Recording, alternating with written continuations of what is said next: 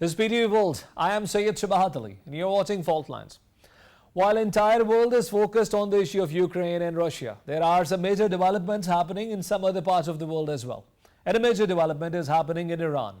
Iran's Jcpoa agreement that is under negotiation for quite long is now heading toward a solution.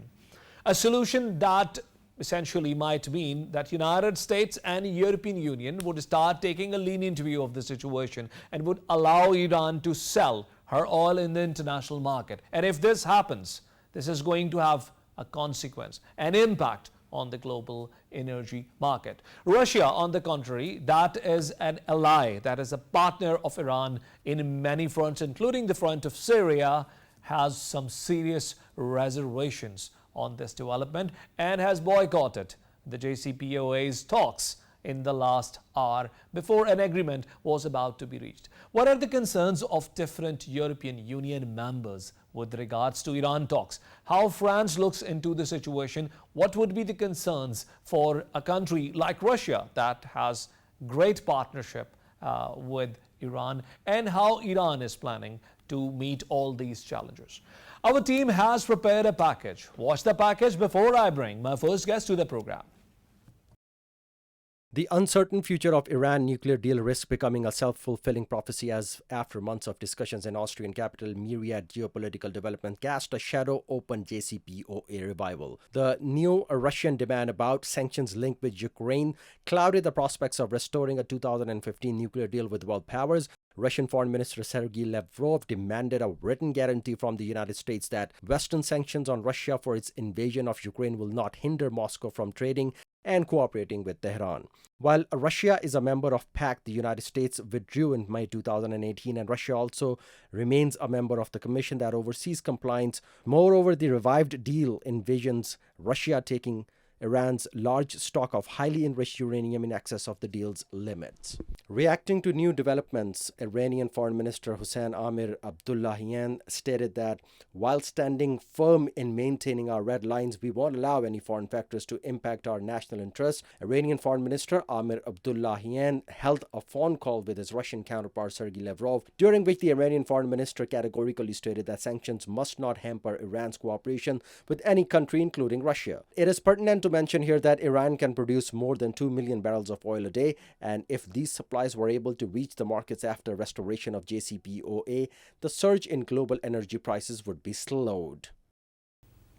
To join me in this program, my first guest is Tawheed Asadi. He is a researcher from University of Iran, an expert of Iran's foreign policy, and also speaks on the issues of US-Iran relationship. I welcome you to my program, Mr. Tawheed Asadi.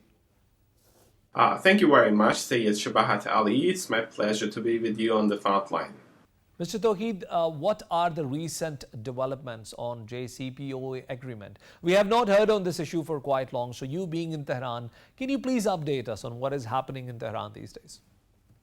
Well, there is a list of outstanding issues pertaining to the ongoing talks in Vienna, but I think what tops the list as far as Iranians are concerned is the trust issue. The truth is that after the unilateral withdrawal of the United States from the deal, followed by hundreds of additional cruel, unreasonable sanctions that crippled Iranian economy, nobody in their right minds would expect the Iranians to put their hopes or trust on the United States. So here I think the Americans are the big obstacle, particularly with their contradictory behavior. So you see, on the one hand, they're talking about a willingness for closing the agreement as soon as possible, and then on the other hand, their rancorous strategy on Iran is still there, and there are so many instances in this regard. Recently,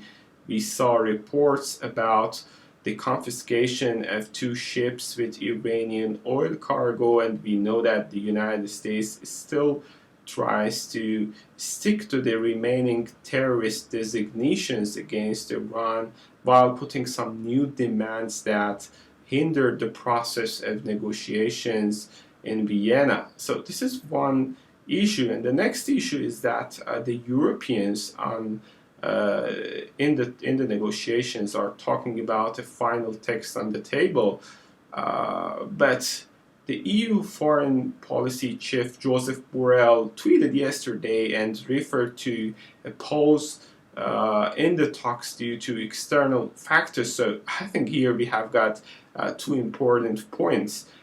Basically, we know that Iran is not negotiating on a text of agreement, but on practical steps to implement an agreement that was signed and sealed back in 2015. A, and B, the statements from EU leaders, such as the recent tweet, are indicative of the very fact that European foreign policy is again embarrassingly obsequious to the external factors. Either it's the United States most of the time, or Russia, or elsewhere.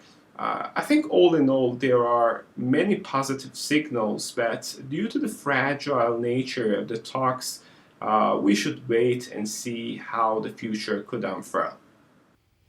Mr. Tawheed, if Iran is taken off the hook, don't you think it is going to be a point of concern for Russia? Because Russia not only is a major seller of this fuel to the rest of the world, but is also a strategic partner of Iran in various theaters of international negotiations, as well as their strategic relationship goes far beyond economics.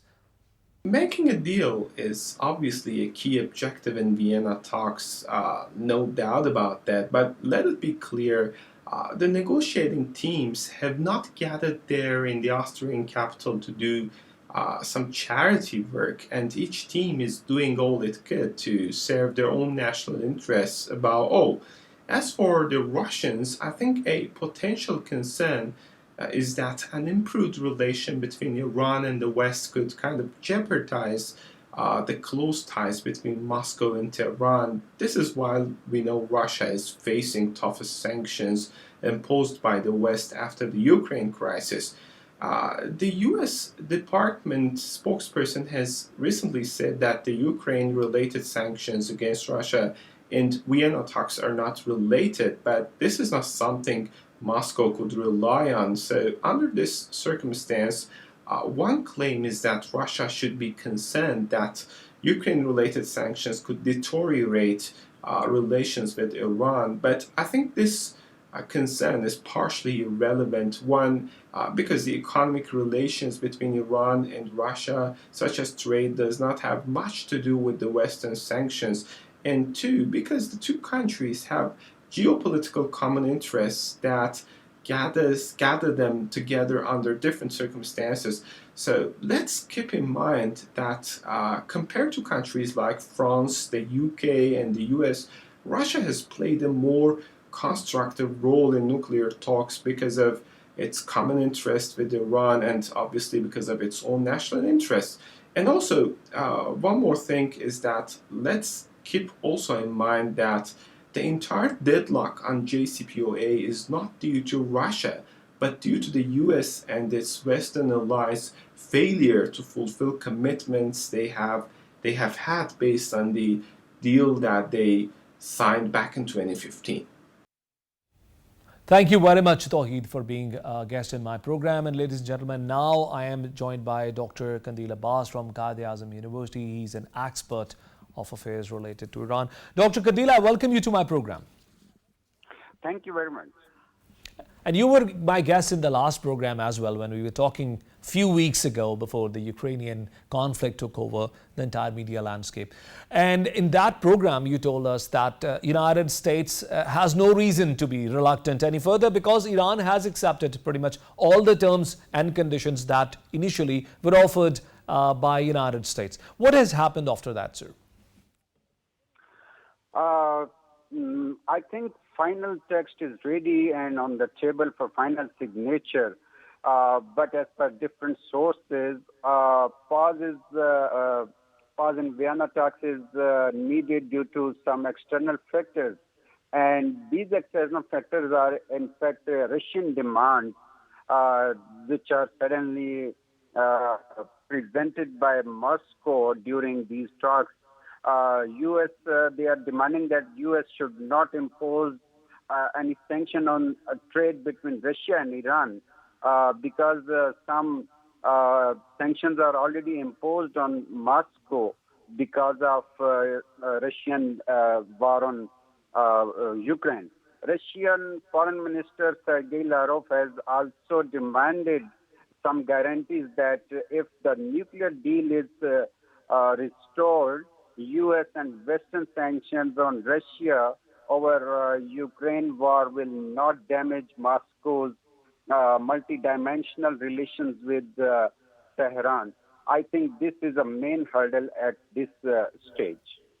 Dr. Kandil, what are the concerns of Russia when it comes to its trade with Iran? Because to our understanding, the bilateral relationship between Russia and Iran is primarily strategic and military in nature. I mean, it's more about the defense cooperation that the two countries enjoy with each other. They are alliance partners, partners in an alliance in the front of Syria as well. We don't see actually a sizable trade between the two sides. So why Russia would be so concerned with its trade relationship with Iran at the moment? As well as Russian demands are concerned, we can divide these demands into three categories. First of all, Russians are demanding their right to free and full trade. Secondly, economic and investment cooperation between Moscow and Tehran. And thirdly, they are also focusing on their military technical cooperation with Tehran. These are three main categories, and they are feeling that in case of restoration of deal, they will not be able to continue their cooperation with Tehran because of Western and American sanctions against Moscow after Ukraine war. But another dimension of this posture is that Moscow is trying to maintain Europe's dependency on Russian energy resources and particularly oil and gas. So, keeping view Western sanctions against Russia, Moscow is not eager to see additional oil supplies flood the market because in case of signing Jcpoa and the restoration of this deal, Iranian oil will be flooded in the market, and that will maintain shortage of oil and even gas in the market, which will facilitate even European energy dependency on Russian energy resources. And you just have hit the nail on its head, Dr. Kandil. Is this the reason why EU is apparently taking a lenient view on Jcpoa and is trying to look more flexible than before? Sure, I think Ukraine war has paved the way and provided a soft dimension for restoration of this deal because Washington is not ready to accommodate Russian demands for exemption, but Europe is worried about shortage of energy because of sanctions against Moscow. Dr. Kandil, within the European Union, there are some countries that do not have the similar views, I would say safely. And one of these countries is France, that is apparently having some more concerns. Are you aware of the concerns, the apprehensions that France have at the moment? In fact, French posture is very near to the postures of Israel because Israel is worried about restoration of this deal, and it is looking, and it is some analysts are feeling that no agreement will be reached until the Ukraine war is resolved. And particularly West is worried that if a deal is delayed, Iran continue to gain more and more nuclear expertise.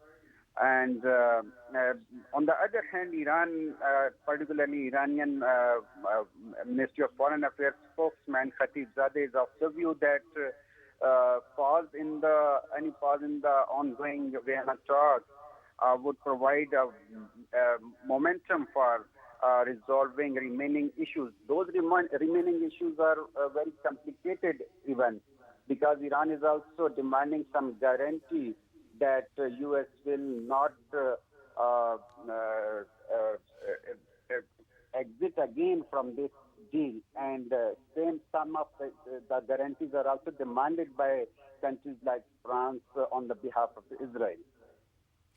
Dr. Kandil, both Iran and United States have been calling each other an evil. And, the way United States propagates against Iran, won't it be very difficult for United States to pass a resolution in its Senate, particularly when we are going to see some changes in Senate with the upcoming Senate elections? Don't you think it is going to be very difficult for the United States, or is it going to be a new narrative that they will have to give to their political system? I think Republicans and Democrats have no any other option because if they are delaying this deal, that will facilitate Iran to continue its nuclear program. Although Iran is not intent to convert its the civilian nuclear program into the military-grade nuclear program, and always they claim that their nuclear program is for peaceful purposes. But in case of any hard stance by U.S. Senate or any group of, for example, Democrats or Republicans, that will pave the way for conversion of Iranian nuclear program towards military grade as well.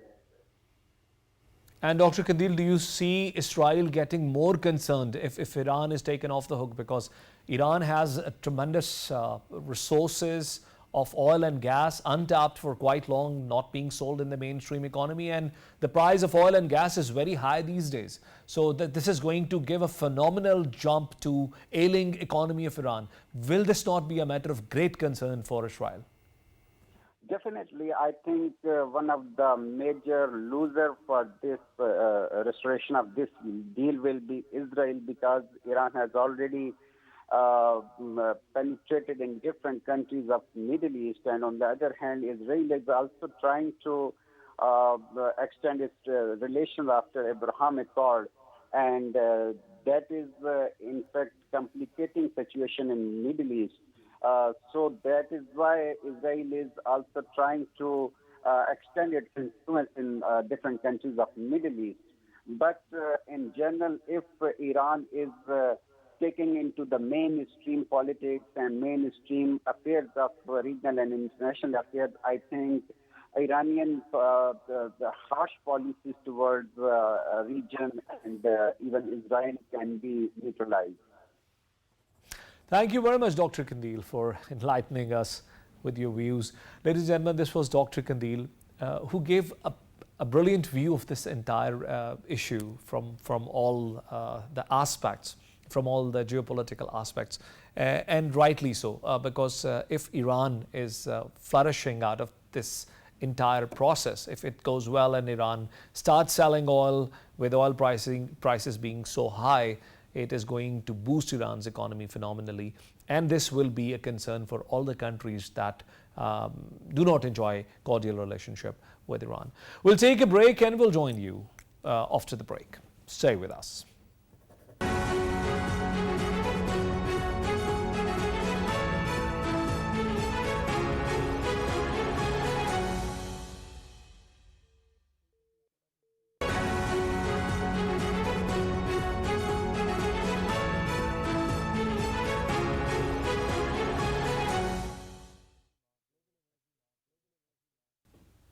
Welcome back. International oil market is still in turbulence. What is happening in this market is beyond anybody's control. The OPEC countries that had so far decided to keep the supplies under control. Now UAE has started selling more fuel to the international market. The fuel price that had gone to $130 has reversed down to $107, yet that's a lot of cost for many other economies in the world. Just in case of European Union, so far $17 billion have been given in subsidy in various countries just to control the prices of fuel for the common people. And at the juncture of all these problems, we need to understand how this energy market is going to respond to the geopolitical challenges that the world is facing at the moment. Our team has prepared a package. Watch the package before I bring my first guest to this part of my program. The Russia-Ukraine standoff has prompted global technology, retail companies, and payment giants to recoil from Russia amid U.S. sanctions aimed at applying economic pressure on the country. As Ukraine crisis escalated, crude oil prices have jumped above $100 per barrel. The International Energy Agency estimates that global oil supply will soar by 6.2 million barrels per day on average in 2022 compared to an increase of 1.5 million barrels per day in 2021. Ratcheting up pressure upon Kremlin, the US and the UK also announced new energy sanctions aimed to ban all imports of Russian oil and gas, and the UK announced it would phase out Russian oil imports by the end of 2022. Germany has already put on hold permission for the momentous energy project Nord Stream 2 gas pipeline. In an overall dependency on oil and gas imports from Russia, Europe is facing painful choices, posing significant risk to the resilience of European energy systems. The European Commission announced that it aims to reduce EU demand for Russian gas by 2/3 by end of 2022, with the aim of achieving energy independence from Moscow before 2030. As the world's biggest trader and buyer of crude oil, China has been hit hard by the economic sanctions unleashed on Russia, also affecting the $147 billion annual Sino-Russian trade. Russia produces and exports about 10% of global oil, and disruption of that scale in the global market would result not just in an exorbitant oil price, but risks economic turmoil. Ladies and gentlemen, I'm now joined by Mr. Seb Kennedy, who is an expert of global energy market and founder editor of Energy Flux. Mr. Seb, I welcome you to my program. Thanks for having me. And we are discussing this Russian oil crisis that have got attention of everyone. Recently, we saw crude oil hitting 130 and then dropping down to 107. Help us to understand what is happening. Sure. So there's a huge amount of volatility in the oil market because the supply-demand balances are very tight, and there's enormous uncertainty around what will happen with regards to the impact of each round of sanctions that are being ratcheted up against Russia, and particularly its energy exports. So the fall you refer to from $130, the trigger for that was the United Arab Emirates breaking ranks with its fellow OPEC members by saying it would be inclined to increase production to try to bring these prices under control. And the market's so febrile that that mere statement of intent sent a lot of traders into kind of fear and profit-taking mode, where they will anticipate the by selling long positions. So the hedge funds that have taken long positions will sell those off. And that was a self-fulfilling prophecy, because it then creates the fall that they were anticipating. So they're kind of front-running the fear of a collapse in prices. But there are lots of reasons to expect there to be a huge amount of volatility, both bearish and bullish, pulling prices in extremely volatile ways over the next weeks and months as all of these uncertainties play out in the market. Seb, President Biden have announced sanctions on Iran's oil trade. How bad is this going to hurt the global economy? Because we understand that Russia has a major role when it comes to the supply of oil to the world. Yes. So in terms of the sanctions on Russian oil exports, the US, I think about 7 or 8% of its crude imports come from Russia or came from Russia. Those volumes must now be replaced. in the US market. This is not impossible to achieve. There are other sources that Russia can turn, that the US can turn to replace those lost barrels. But there are some complications because the grade of crude that the US imports from Russia is a kind of intermediate, unfinished, semi-refined mix, and it's ideally suited for the refiners that are on the Gulf Coast of the US. The shale drillers who produce such vast amounts of oil in the US shale patch in Texas, New Mexico, and other parts, they tend to produce a much lighter, sweeter grade of crude, and it would be very tricky to reconfigure the refineries. Seb, we in the first part of the same program were discussing the developments on Iran's Jcpoa agreement. Apparently, United States and European Union have started taking a lenient view of the developments with regards to Iran. And maybe it's a bit premature because Russia is not agreeing with the development and has boycotted the process for a while. But apparently, it looks very close to the time when Iran is allowed to freely trade and sell its oil to the world. Now, since Iran is under an embargo for quite long, how it is going to affect the international market, because Iran's economy is already bad, it's already in shambles, allow me to say that. And it is rich with oil, so how do you think it is going to affect the global market, because Russia eventually is fading out of the international system? Well, the question of Iranian oil is shrouded in uncertainty and mystery. So you're right that the oil can't officially be exported from Iran to global markets. Otherwise, anybody picking up those volumes is at risk of sanctions from the US. However, those barrels are finding their way into the market. It's not like Iran doesn't export any oil at the moment. But there's a big question mark over how much is really leaving the country already and how much potential they have to ramp up to meet oil demand in the market today. So just to give you an example of the uncertainty we're looking at, the Energy Information Administration, that's the US state-run energy information body, they say that Iran exported just 400,000 barrels of oil per day in 2020. But the official government figures from Tehran say that Iran exported 1.2 million barrels of oil per day in 2020. So the truth is probably somewhere in the middle. I would probably be leaning towards the EIA figure, because the government in Tehran likes to kind of be overly optimistic about what its industry can do.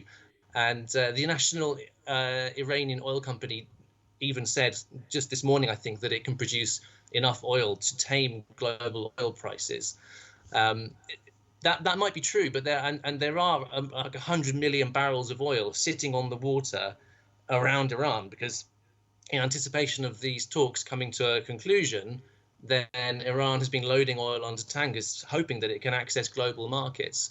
So 100 million barrels of oil on the water, that's like equivalent to an entire day of global oil demand.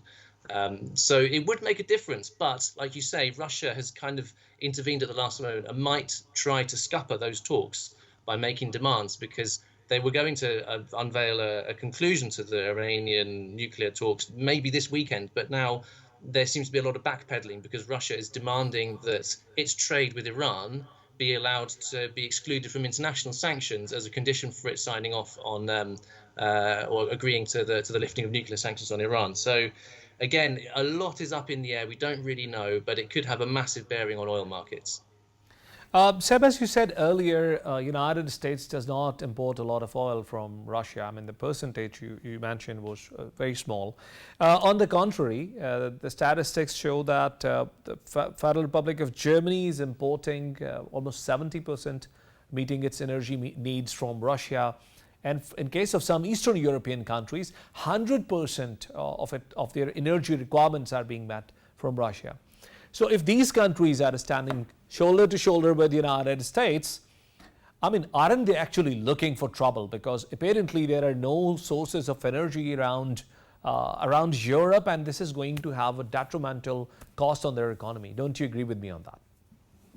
Absolutely, yeah. If the European Union was to put a sanction on Russian energy exports, as the US has done, then the impact would be almost cataclysmic for the European economy and yeah, the economy of Germany and Eastern European states would be into a genuine energy crisis, not just kind of tight markets with high prices, but actual physical shortages of energy.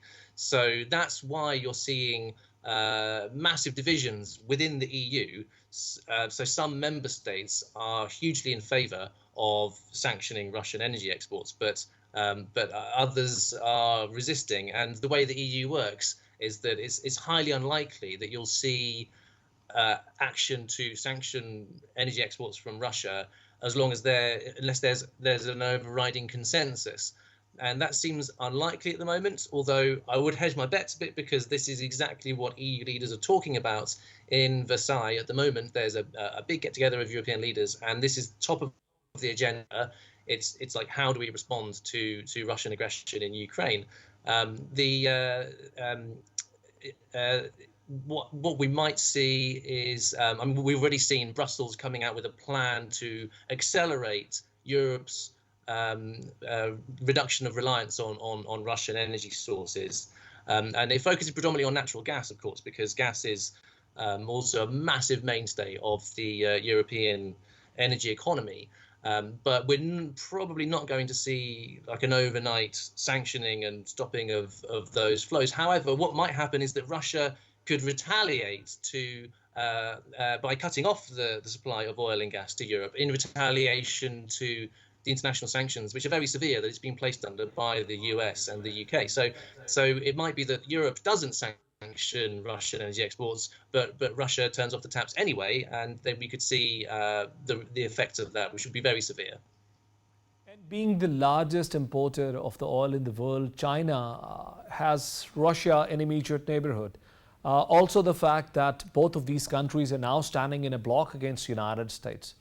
So how will this go forward? Do you think that China has a capacity to import all the oil that Russia was selling to the rest of the world and meet its energy requirements? Because, you know, few weeks ago, even China was struggling to maintain its energy sector in shape.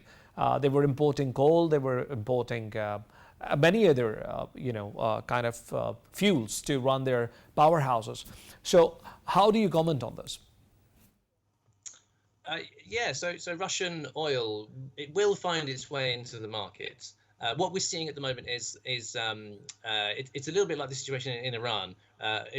Russian barrels of oil are being loaded onto ships, and they are essentially kind of in floating storage now because lots of buyers are shunning them.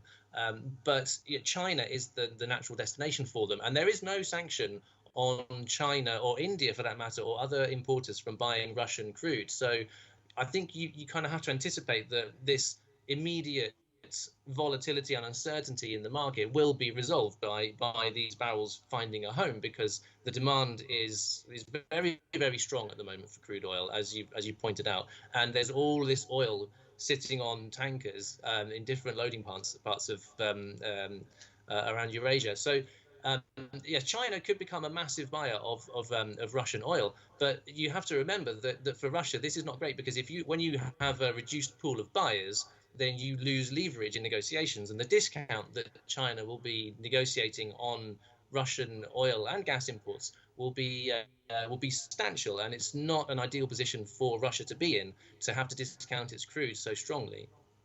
Thank you very much, Sab Kennedy, for being a guest in my program.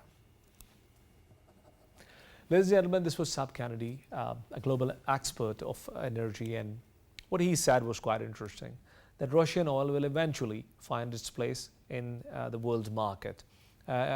China and India being in the immediate neighborhood, and many other countries that are looking at a cheaper fuel will always be desperate to catch on the opportunity. But it has become a war of economics, like all the wars that have been fought in the past. The European economy is also bleeding badly, as he pointed out, and it is for us to see how does this crisis help us to see the global economy getting into a new shape. We'll join you next week with another program. And until then, Allah Hafiz.